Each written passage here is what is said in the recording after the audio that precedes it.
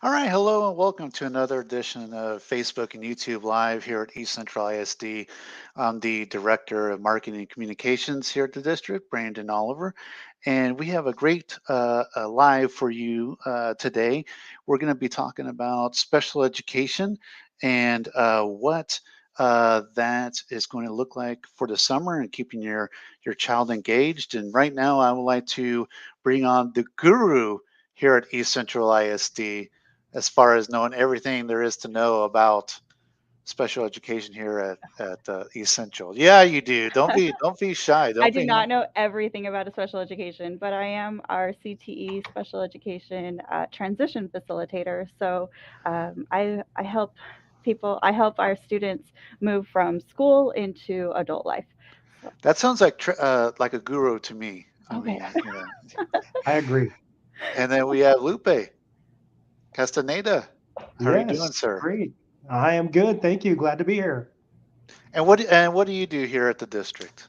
I am this is my first year with the district, but I'm the district-wide board certified behavior analyst. So I travel all over the district. I've been to all the schools just about and worked with many students there. So that's what I do. Nice.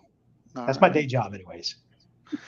All right, so I'm going to bring up your presentation now, Heidi and Lupe, and I'm going to get out of the way and let you take over from here.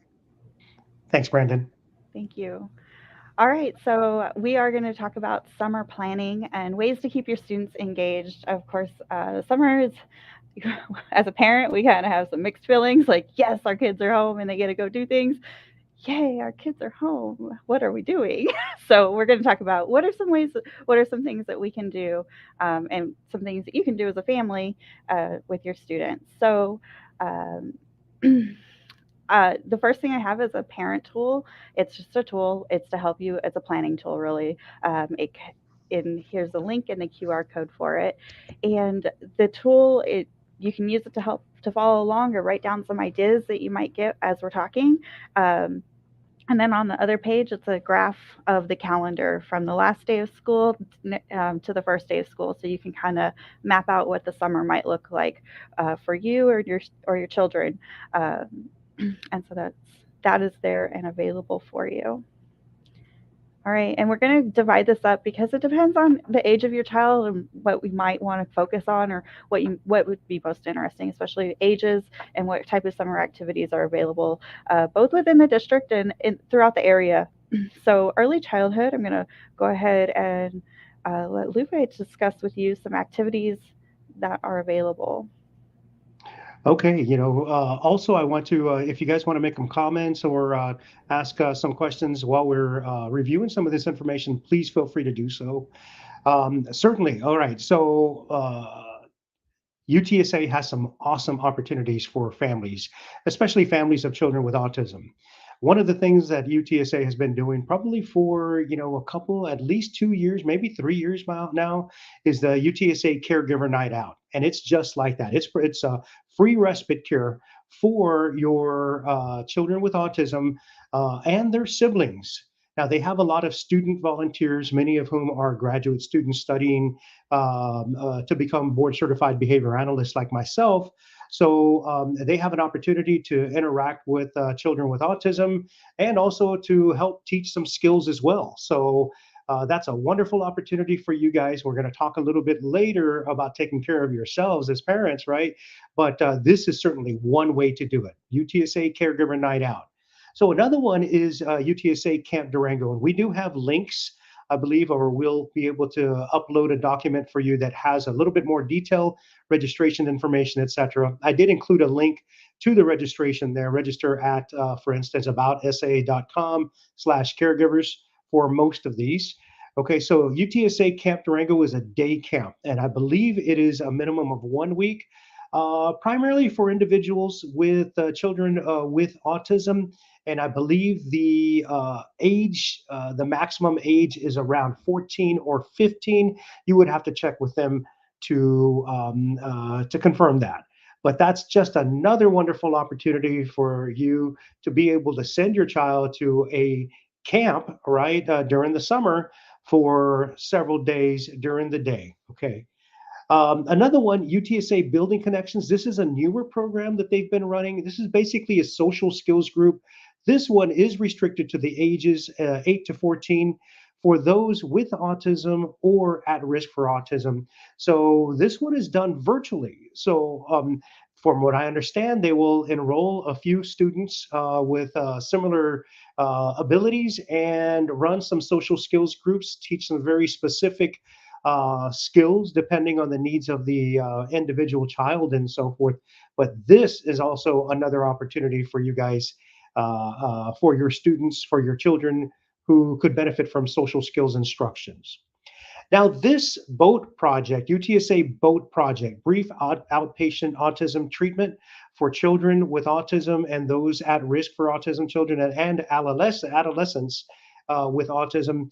This is where they will actually provide treatment. So they will begin typically with an assessment, a brief assessment to determine the skill level of the skill repertoires of your children. And of course, if there are any challenging behaviors, they'll identify those as well.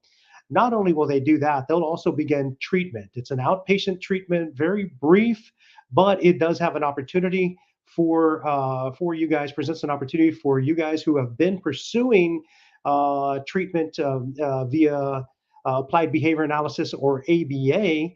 This gives you an opportunity to have your child participate in those type of treatment interventions. And so the next project that UTSA has is the UTSA Severe Behavior Lab. I've been fortunate to work with some of the professors and graduate students from UTSA and specifically with the Severe Behavior Lab.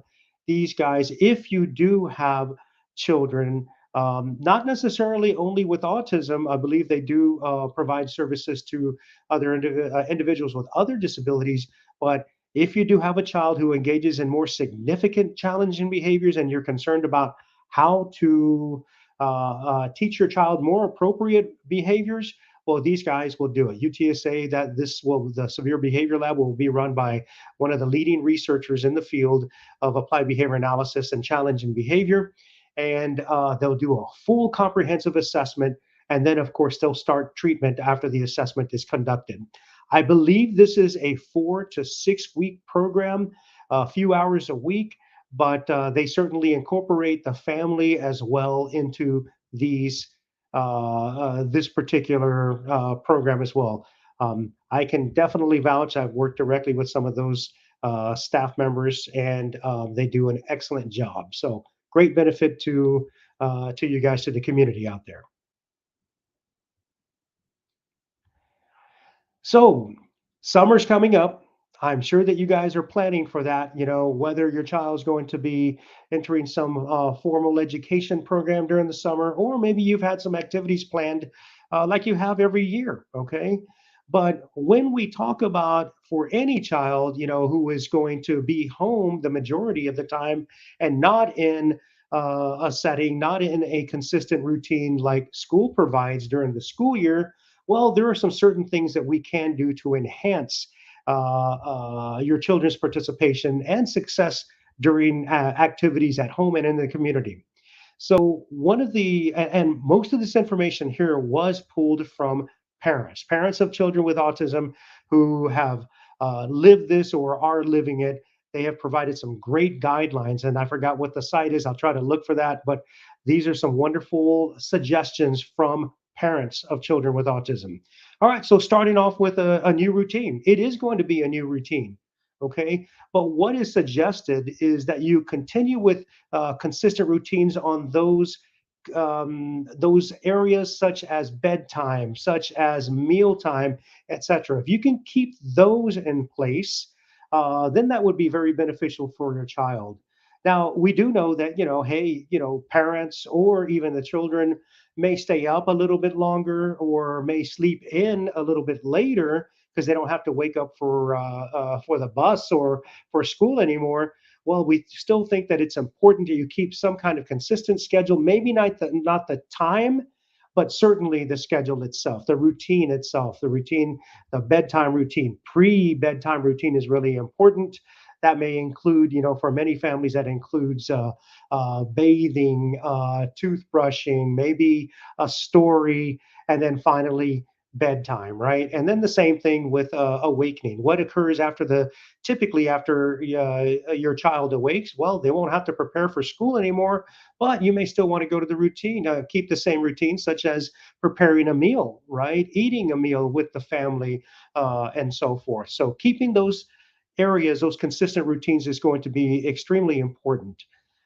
You could add some structure, and communicate to your child with what we call visual supports. Many of you guys already use that, but a visual schedule is certainly one way to communicate these changes, these new activities that may be occurring during the summer, to your child. And here are just a few examples right here. Many of you guys have seen this from the school setting. So for those children who can read or write, well, we would write that down on we would write the information down the schedule on, the graphic on the right. That's one example.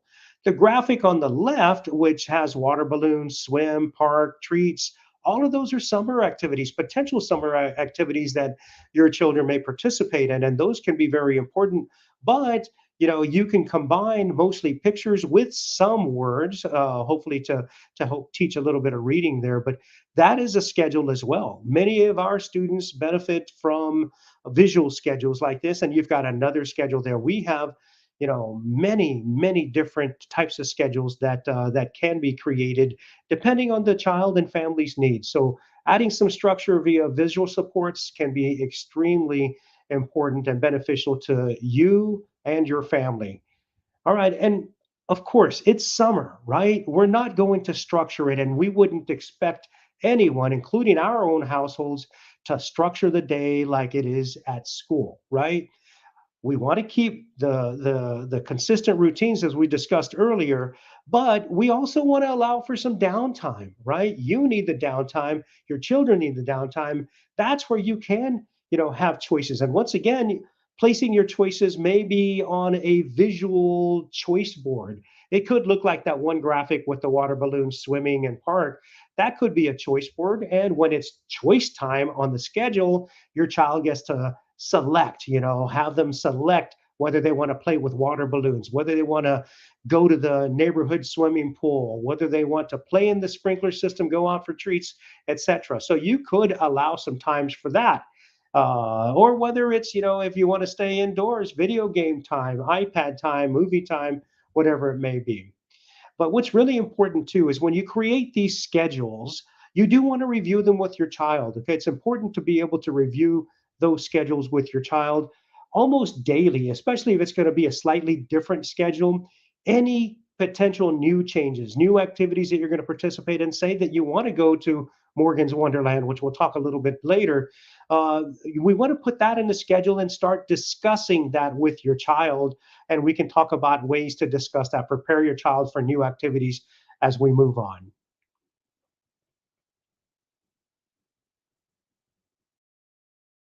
So, of course, there are some inclusive summer programs. And Heidi, I think you wanted to speak about this part here. Yes. Okay. So, our educational center, Region 20, it has amazing family and parent engagement that lasts all year long, including some summertime sessions as well, that help support parents. They have so outside of what we do in our district, there's also regional activities. In fact, just yesterday they announced that the Community Resource Fair has come back, and that is on April 28th. The Community Resource Fair, you'll probably get a whole lot more camp information than what we have provided, but it is out there. There's a lot to do. It's just kind of sifting through what's going to make the most sense for you and your family. And then also with Region 20, all of their family engagement activities, they offer everything in Spanish as well. So if your family prefers the Spanish or you guys speak Spanish, then you can also request that. And they offer accommodations. When you go to these groups, they support and facilitate parent support meetings as well. So there's education. It's all of it's kind of wrapped into one, and you get to pick and choose what type of sessions you would like to go to. So you're definitely encouraged to look up the Region 20 information. All right, so family outings. Lupe, Lupe is going to talk about family outings for us. Sure, sure. So we've already spoken. We mentioned, visual schedules, how they can be used, and so forth. But certainly to plan for outings such as going to the park, going to the zoo, maybe the San Antonio Aquarium, or even visiting families or friends, or if you've got, a vacation that you've planned, for that. The visual schedules, the visual supports will certainly be tremendous value to your child and the family itself. We know that circumstances may arise where your child may encounter situations, stressful situations that may evoke or trigger some challenging behaviors. So you need to have a plan for that. It's definitely highly suggested that you have a plan just in case your child does encounter a stressful situation that may trigger some challenging behaviors. Do you have enough help there? Do you have someone you can call on if needed? Do you have a safe place? If you're in a, say Airbnb in another city, is does that Airbnb have an area that your child can calm down in if needed and so forth? Or if you're in a public place, how do you plan for that? What are you going to do in that instance? A lot of the services that I have provided over the years have been out in the community. So I've been able to accompany, and a lot of our trips have been during the summer. I accompany families, for behavior support services. But we've gone out to the zoo, we've gone out to Morgan's Wonderland, and even out just shopping or what have you, right? Going to HEB or Walmart or in some cases the mall. But yeah, so we have a plan. Parents will usually ask for extra support, and then if they're fortunate to have the services of a teacher to help out or a behavior analyst to help out, then certainly you can invite those others to provide support. And you're going to have to plan for those certain circumstances that may get really severe. How can you manage that? Sometimes when we enter a new setting, if they appear to be unfamiliar with children with disabilities or autism, then what you could do is you could talk to the staff at that location, inform them about your child and so forth, some of the behaviors your child may engage in, and just to let them know. Sometimes families have done that very successfully, so that in the case of situation that may arise, the staff and so forth are aware of it, and they're not going to panic and think that it's some kind of an emergency. But certainly planning for preventing or managing those challenging behaviors as needed is going to be important as well. Uh, also plan for to prepare your student is a social story. And so like if you've already been there before, or you can look up pictures online and show your child, hey, this is where we're going to go, this is where we're going to eat, this is what we're going to do, and just try to give an overall idea and structure of what it'll look like. That'll help bring down a lot of anxiety, and it won't be as overwhelming, and they can kind of prepare themselves mentally like, oh, okay, this is what's going to happen, got it. So social stories are really helpful. I've used them before with my own child. Like when we were going to get on an airplane and going through security, it helped because the very first time I ever did it, it was not a good sight. So yeah. Yeah, I mean, I think even nowadays you can Google social story for going to the airport, right? Yeah. Social story for going to the beach or what have you, and parents like you guys have already written these. Often they're very simple with just pictures, depending on your child and so forth, but they can be very effective. So if you need, Google that. Going to the zoo, going to the dentist. If you've been putting off these medical appointments for the summer, that's certainly something that you can look up to. They've got video social stories, written social stories with pictures. So this is a wonderful tool, preventive tool to prepare your child for some of these new activities they may be participating in during the summer.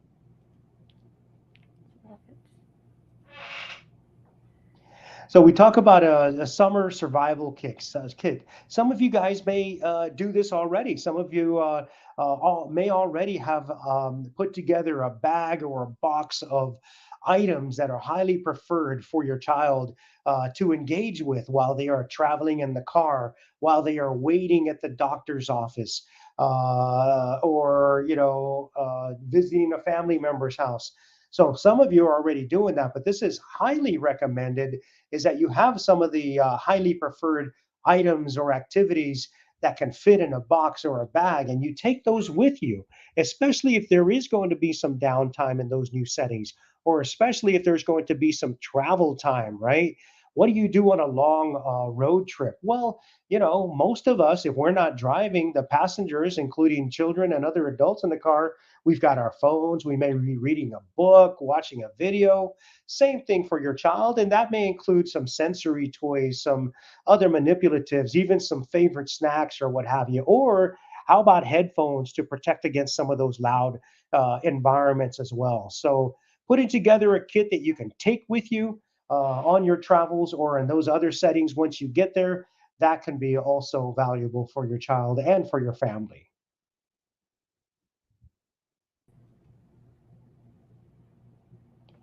We talked a little bit about this, and certainly taking time for yourself. Once again, I got this information from a parent, one of many parents that have written blogs and so forth. But taking time for yourself, and this is coming from a parent, try to incorporate some me time. And I know you're probably thinking, when? How am I going to do that? And we realize that could be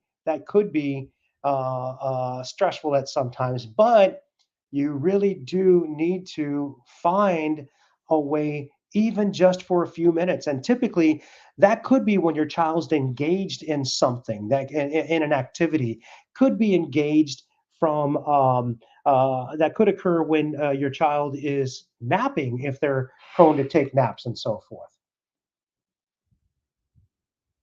So I'm reading um, one of the comments here about the SOAR program. Okay. Okay, I know the director. If that's the SOAR program from UTSA, right? No, So SOAR is the other one. We had looked it's it up actually. Because I have heard about it many times as well. I know they shut down during COVID, and they oh, weren't accepting outside. Because originally, when we were doing our research for the to make sure that we could pick up as much as we could, um, my understanding when I was reading it, it was only currently they're only open to students who are already enrolled in their programs. So they haven't really been taking outside individuals. That's been my understanding, and that's kind of what I read on the website when did our initial research. But the UTSA camps are a really good alternative option, which Lupe has already discussed. There are other camps available that are definitely taking students. So I hope that helps. great. Um, Heidi, do you have any, as a parent, do you have any other suggestions for finding a few minutes here and there for yourself? How have you been Um, able to do that? it's honestly because it takes a village, right?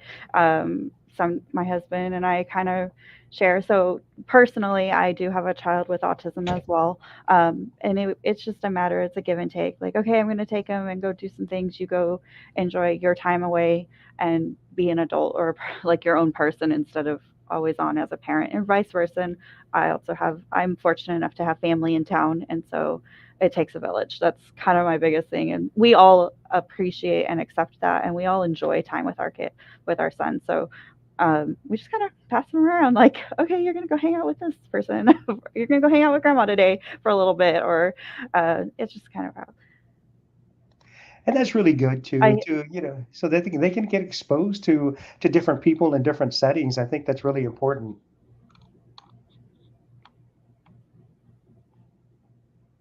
I don't know if they had a follow up. Are the I UTSA see. camps near our location or only way out that way? Anything near East Central side of town? Okay, so the UTSA camps, I believe, are run at the downtown campus. So that's a little bit closer than running up to 1604 and I-10 area, right?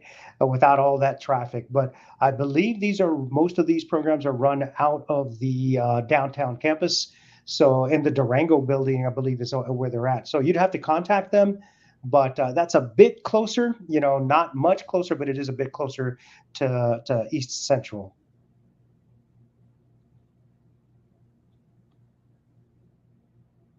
Mhm. Another one from Brenda. Haven't checked this year, but Baptist Temple has had summer programs for children with special needs.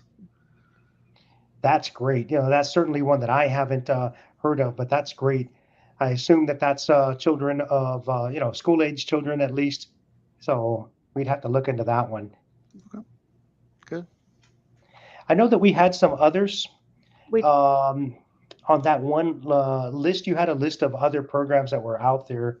Heidi, I don't There are. know. Yes. Oh, So the parent tool that I set, there's a list of resources that you can click and start to hopefully give you some ideas that are a little bit closer to our side of town as well. And then it's kind of a good segue into middle childhood. We're going to talk a little bit about summer at EC. Summer at EC ISD, the registration is happening now. In fact, Rising I have two things to talk about. So we have the Rising Star and the Superstar Camp, and a lot of students got personal invitations already. They were given personal invitations to help support their academics. And today, actually, April 20th, is when they opened these camps up to anybody who can sign up. And specifically, Rising Star and Superstar Camp, they do support a student's IEP because it happens here at school. They do staff a special education teacher or instructional assistant, depending on the needs, for those camps based off of the students who are enrolled. So check out Summer at ECISD and see if there's some camps there that you think might be a really good fit for your student. These camps, there are several camps that are still open. Some of them are closed, but some of them are still open. If you got that personal invitation and at first you really weren't sure, and now you're thinking, oh, it's getting closer to summer, what am I going to do? This is a great get in there to see if you can get your kiddo in. Um, I do want to make a quick note of the difference between ESY and summer at ESC. So at ECISD. ESY is extended school year. This is a decision that's made through the ARD committee. If you sat in your students' ARD meeting, and they talk about extended school year, that's determined as you guys, as a committee for all of you guys. If your student will regress if they've seen over time, yes, my student's going to regress over the summer, then they extend the school year out, and your student is asked to come to extended ESY, extended school year. That is very different than summer camps. So in order to go to ESY, it has to be an ARD committee decision. Summer camps is your decision as a parent. You can register your student to go to the summer camp. Um, and is specifically Rising Star and Superstar Camp here at East Central ISD, they do offer the supports for our students. So I want you to know that. And those are like for middle-aged kids. We do have some in-house summer camps that might work really well for your student as well. Okay. And then we have high school and young adult. So this is my favorite area. So Heroes Academy is a summer camp that we offer in the district as well. Um, it's for any student with a disability, age 14 to 20 or 21. So we ideally at Heroes Academy, it's a lot of career exploration that's happening during that time, and some they begin to put their portfolio together. Um, they do need to get registered with Texas Workforce Commission in order to get pre-employment services, and that happens when you register. If you haven't already um, connected with Texas Workforce Commission, you can after you've registered. This camp is a 2-week camp. We collaborate with Texas Workforce Commission and Let's Go Texas. They're the vendor that goes through them, and they work on work skills, employability skills with students, and help them start thinking about and getting prepared for the world of work. And once they've completed Heroes Academy or other pre-ET type services, if they're ready for it, especially for our juniors and seniors, then we're going to, through Texas Workforce Commission Workforce Solutions, your student can start doing internships, and that's through the Summer Earn and Learn program. We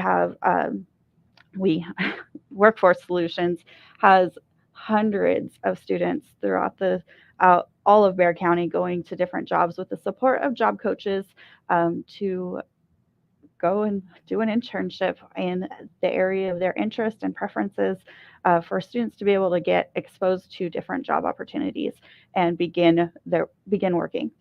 If your student doesn't need all of those supports, there are a lot of other opportunities volunteering, or getting their own job during the summer, especially so your high school, young adult kids. Summertime's a good time to do a lot of career exploration and practice those employment skills, and they should be encouraged to do so. So if you need any more supports in that area, by all means, please feel free to contact us. Okay. Heidi, is there a minimum age for the camp? For Heroes Academy, they have to be at least 14.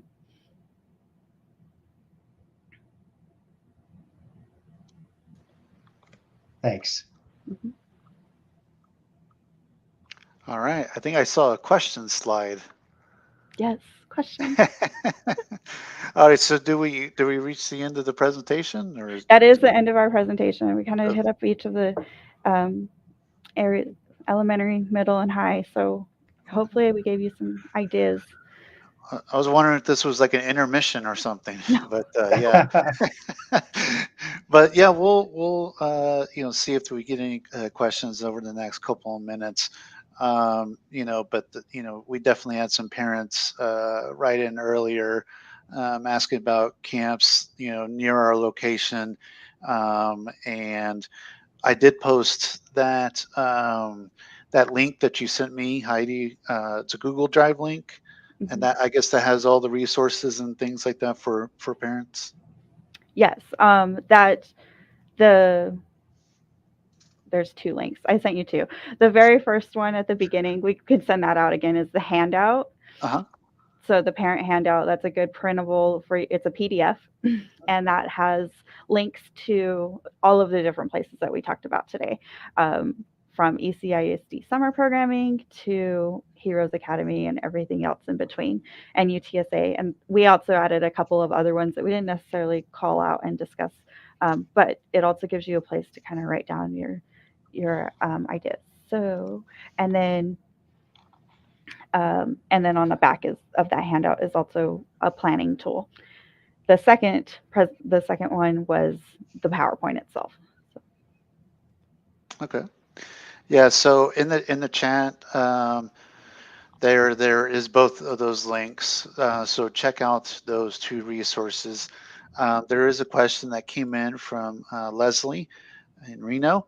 My autistic son doesn't turn 14 till August, so he couldn't apply for Heroes Academy. correct. Unfortunately, they have to be 14 because of the way that Texas Workforce Solutions gets they pay for the camp essentially, and they get those funds through the state. And the states has said these are the transition years, and so 14 that's a hard cut. So next summer, for sure, your student could go to Heroes Academy. This year will be our second year having it, and I don't foresee it going away anytime soon. We got a lot of great responses from parents last year. So All right, Leslie and Reno, hope that answered your question. Thank you so much for asking it, and it did, because Leslie and Reno put thanks. So very good. All right, we'll hang out for just another few more seconds. Again, if you have any questions, please go ahead and ask them now. If you just tuned in to the live stream, you can go back and watch at any point. Also, the links that you took to get here, you can go back and watch at any time, 24/7, 365. We do have a follow-up question. Is there bus transportation during ESY? my understanding is yes. I would follow up with the talk to me. My understanding is yes, though. Follow up with who are they follow up with? Your facilitators, special ed facilitators, well, those who are going to recommend, Mhm. the art committee recommends ESY, then certainly that'll be a discussion to have during your art meeting, to ensure that that service is available to your child. Mhm. All right. No, great questions. Don't be sorry for questions. Yeah, We Yeah, love yeah, hearing that's all the questions. questions. That's what we're here for. They're great. yeah. Yes. And welcome to East Central too. Yes. If your Yes. child, I'm 99% confident. If your child is already getting transportation during the school year, then they would for ESY, then they would get transportation during the summer for ESY. I'm 99% confident that's a yes. But I can follow up with you. I'll send me an Okay. email, and I will definitely follow that up with you. All right. You're I welcome. think we have our contact information on the last Oh, we sure slide. do. So feel free to email us, Heidi or myself, if you have any questions that pertain to your child or any additional services that maybe you're still looking for and so forth, So we can certainly help you out, and feel free to contact us with any additional questions after we're done here, or if you find out about other services that maybe we could share with families. Mhm. All right. There you go. All right. I think it's time that we will go ahead and wrap this thing up. Heidi and Lupe, thank you so much for your time this evening. I think the parents that joined us, really appreciated that this is valuable information for their kids for the summer. And again, like I was saying, this will forever live on YouTube and Facebook. So if you miss something or you want to go back and watch it again, you can at any time. Just follow the links that you took to get here, and you can check it out. Again, Heidi, Lupe, any closing comments? Thank you guys for joining us this evening. Yeah, All right. appreciate it, and don't hesitate to contact us. Thank you. All right. All right. Have a good night, East Central. We'll see you next time.